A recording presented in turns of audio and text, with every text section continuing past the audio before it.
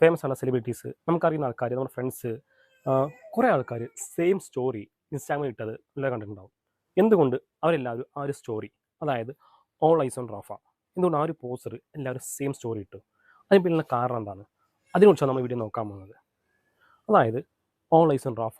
ഈ റാഫ എന്ന് പറയുന്നത് പാലസ്തീനിലെ, അതായത് ഗാസയിലെ പാലസ്തീനിലെ ഒരു പർട്ടിക്കുലർ പ്ലേസ് ആണ്. ഒരു ചെറിയ പ്ലേസ്, ഒരു നേരത്തെ പ്ലേസ് എന്ന് പറയാം. ആ ഒരു പ്ലേസ് വിളിക്കുന്നതാണ് റാഫ. ഇസ്രായേൽ പാലസ്തീൻ തമ്മിലുള്ള യുദ്ധം കുറേ മാസമായി നടക്കുന്ന കാര്യം നിങ്ങൾക്ക് എല്ലാവർക്കും അറിയാം. എന്നിട്ട് ഈ ഒരു ദിവസം എല്ലാവരും എന്തുകൊണ്ട് ആ ഒരു സ്റ്റോറി മാത്രം ഇട്ടു?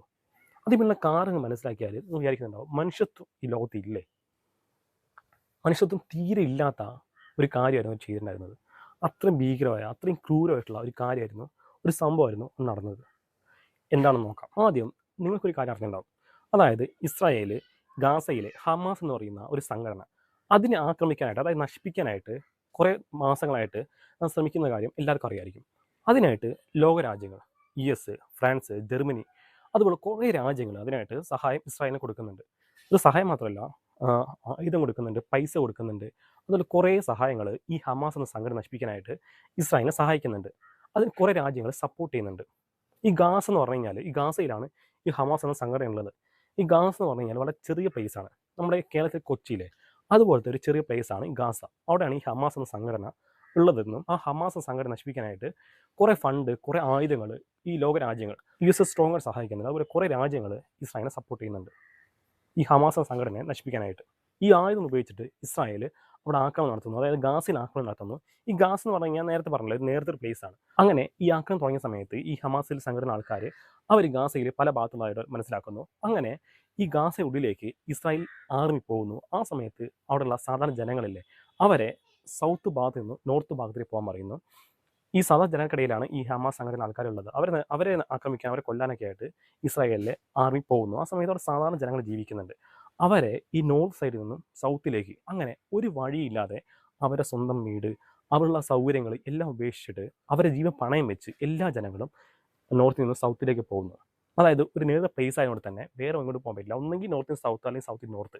അങ്ങനെ ഇവർ സൗത്തിൽ നോർത്തിലേക്ക് എല്ലാവരും പോകുന്നു. അങ്ങനെ ഇസ്രായേൽ ആക്രമണം തുടങ്ങി. അങ്ങനെ ഈ സൗത്തിൽ വന്നുകൊണ്ട് ജനങ്ങൾ അവിടെ ഏകദേശം സൗത്തിലേക്ക് എത്തി. അങ്ങനെ വന്ന സമയത്ത് വേറെ ഒരു വഴിയില്ല, കുറച്ച് ദൂരം പോയി കഴിഞ്ഞാൽ സൗത്ത് എത്തിക്കഴിഞ്ഞാൽ സൗത്തിനപ്പുറത്ത് ഈജിപ്താണ്. ഈജിപ്ത് പറഞ്ഞു കഴിഞ്ഞാൽ ഒരു വഴി പോകാൻ പറ്റില്ല. അതായത് അവിടെ വലിയ മതിൽ, ഇലക്ട്രിക് വേലി, അങ്ങനെ കുറേ കാര്യങ്ങളുണ്ട്. ഈജിപ്ത് ഒരാളെയും ഇങ്ങോട്ട് വരാത്ത രീതിയിൽ പ്രൊട്ടക്ട് ചെയ്യുന്നുണ്ട്.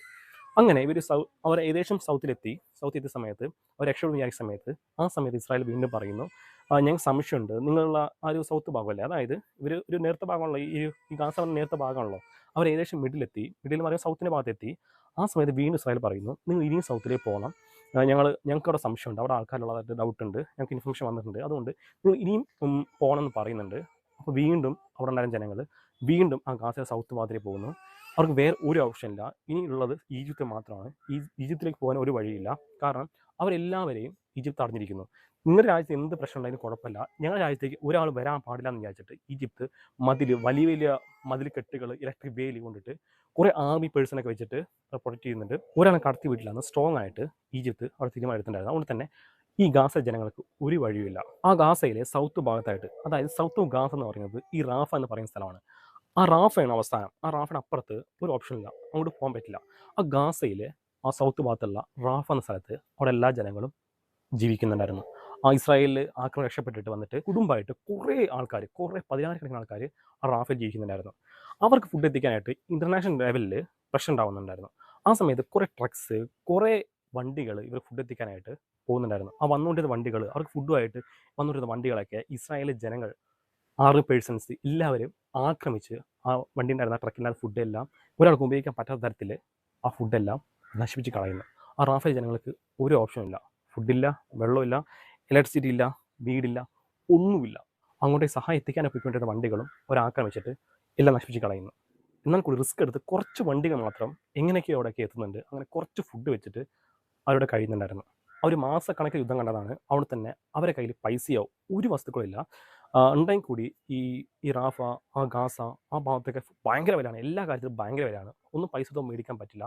അതുകൊണ്ട് തന്നെ അവരവിടെ യൂസ് ചെയ്യുന്നത് ഈ ബാർട്ടർ സിസ്റ്റമൊക്കെ അല്ലേ, കയ്യിലൊരു വസ്തു കൊടുത്തിട്ട് ഒരെണ്ണം മേടിക്കുക, അങ്ങനെ ചെറിയ ചെറിയ വസ്തുക്കൾ കൊടുത്തിട്ട് അവർ കഴിക്കാനുള്ള കാര്യം മേടിക്കുക, അങ്ങനെ ചെറിയ ചെറിയ കാര്യം കൊടുത്തിട്ട് അവർക്ക് ആവശ്യമുള്ള കാര്യം മേടിക്കുക. അങ്ങനെയാണ് അവർ സർവൈവ് ചെയ്തുകൊണ്ടിരുന്നത്. കാരണം ഒരു യുദ്ധമാണ്. ഒരു കാര്യം വാങ്ങാൻ പറ്റില്ല. ഭയങ്കര എക്സ്പെൻസീവാണ്. എന്തിന് വാങ്ങാൻ കൂടി ഭയങ്കര എക്സ്പെൻസീവാണ്. പാലോ ബേസിക്കായിട്ട് എന്ത് നീഡ്സ് ഉണ്ടെങ്കിലും അവർക്ക് ഒരു ഓപ്ഷനും ഇല്ല. അവർക്ക് വാങ്ങണമെങ്കിൽ കൂടി ഭയങ്കര റിസ്ക് എടുത്തിട്ട് ഭയങ്കര കഷ്ടപ്പെട്ടിട്ട് എങ്ങനെയൊക്കെയാണ് വാങ്ങിക്കൊണ്ടിരുന്നത്. ആ ഒരു അവസ്ഥയിലാണ് റാഫേൽ ജനങ്ങൾ അവിടെ ജീവിക്കുന്നുണ്ടായിരുന്നത്. ഈ സമയത്ത് അതായത് റാഫേലെ ജനങ്ങൾ അവിടെ ജീവിക്കുന്നുണ്ടായിരുന്നു. ഇസ്രായേൽ അവരെ ആക്രമണം രക്ഷപ്പെട്ടിട്ട് ജീവൻ കൊണ്ട് ഓടിയിട്ട് വേറെ ഒരു ഓപ്ഷൻ ഇല്ലാതെ റാഫേലെ ജനങ്ങൾ ജീവിക്കുന്നുണ്ടായിരുന്നു. ഈ സമയത്ത് അമേരിക്കൻ പ്രസിഡന്റ് ജോ ബൈഡൻ പറയുന്നു, എനിക്ക് സംശയമുണ്ട്, ഈ റാഫേൽ ഈ ഹമാസ് സംഘടനയുള്ള ആൾക്കാർ അവിടെ വന്നതായിട്ട് എനിക്ക് ഇൻഫർമേഷൻ ലഭിച്ചിട്ടുണ്ട്. അതുകൊണ്ട് ഞങ്ങളവിടെ ആക്രമിക്കാൻ പോവുകയാണെന്ന് പറഞ്ഞിട്ട് ഈ ജോ ബൈഡൻ ഇസ്രായേലിനോട് പറഞ്ഞിട്ടുണ്ടായിരുന്നു. അപ്പോൾ ഇൻ്റർനാഷണൽ ലെവലിൽ ആൾക്കാർ ചോദ്യം ചോദിക്കാൻ തുടങ്ങി. അത് സാധാരണ ജനങ്ങൾ ചോദ്യം ചോദിക്കാൻ തുടങ്ങി, നിങ്ങൾക്ക് ഇത് മതിയായില്ലേ? ഈ ജനങ്ങൾ എന്ത് തെറ്റ് ചെയ്തിട്ടാണ് അവർ ഇവിടെ വരെ എത്തിച്ചു? അവർക്ക് ഒരു ഓപ്ഷൻ ഇല്ലാതെ റാഫേൽ ജീവിക്കുന്നത്. ഇനി അവർ എവിടെ പോകാനാണ്? നിങ്ങളിൽ ആക്രമണം തുടങ്ങിക്കഴിഞ്ഞാൽ റാഫേലുള്ള സാധാരണ ജനം കൊല്ലപ്പെടില്ലേ എന്നൊക്കെ ചോദ്യങ്ങൾ വരാൻ തുടങ്ങി. ദയവായി ഇനി അങ്ങോട്ട് ആരും പോകരുത്. റാഫേലെ ജനങ്ങൾ വേറെ ഒരു വഴിയിലാണ് ജീവിക്കുന്നത്. ദയവായി ഇനി ആരും അങ്ങോട്ട് പോകരുത്. അവിടെ പോയി കഴിഞ്ഞാൽ മരിക്കുമെന്ന് ഇൻ്റർനാഷണൽ ലെവലിൽ എല്ലാം ചോദ്യം ചോദിക്കാൻ തുടങ്ങി.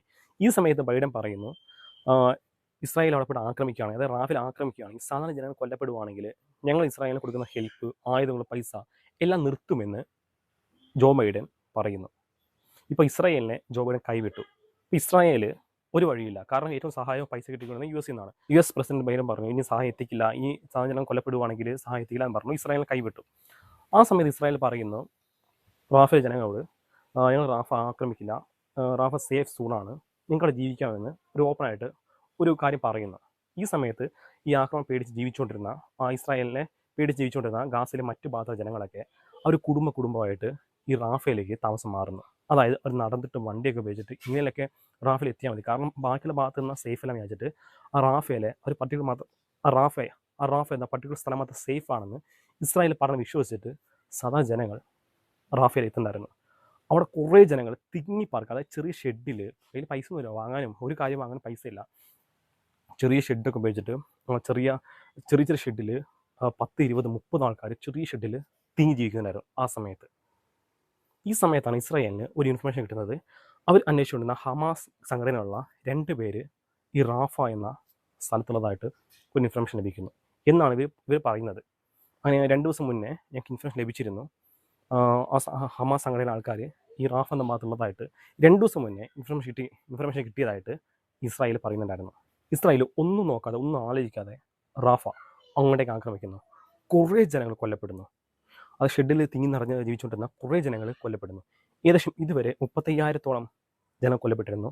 ഈ റാഫ ആക്രമണത്തിൽ കുറേ ഞെട്ടിക്കുന്ന, കണ്ടാൽ നിങ്ങൾ പേടിക്കുന്ന കുറേ തരത്തിലുള്ള കുറേ വീഡിയോസ് ഉണ്ടായിരുന്നു. ഞാൻ കാണിക്കാൻ പാടാൻ വിചാരിക്കുന്നു.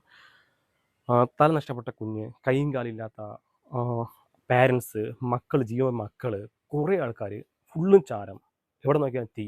അങ്ങനെ റാഫ ഒരു നരകമായിട്ട് മാറുന്നു. എവിടെ നോക്കിയാൽ ചാരം മാത്രം. ഈ സമയത്ത് ഇസ്രായേൽ മുന്നോട്ട് വയ്ക്കുന്ന തീരെ എന്താണെന്ന് നോക്കിയാൽ, ഞങ്ങൾ ആക്രമിച്ച ഒരു ബിൽഡിംഗ് ആയിരുന്നു. ആ ബിൽഡിങ്ങിൽ ഈ ഹമാസ് സംഘടനയിലുള്ള ആൾക്കാരുള്ളതായിട്ട് ഞങ്ങൾക്ക് ഇൻഫർമേഷൻ ലഭിച്ചിരുന്നു. ആ ആക്രമിച്ച സമയത്ത് അടുത്ത് ഒന്നൊരു ടാങ്ക് ഉണ്ടായിരുന്നു.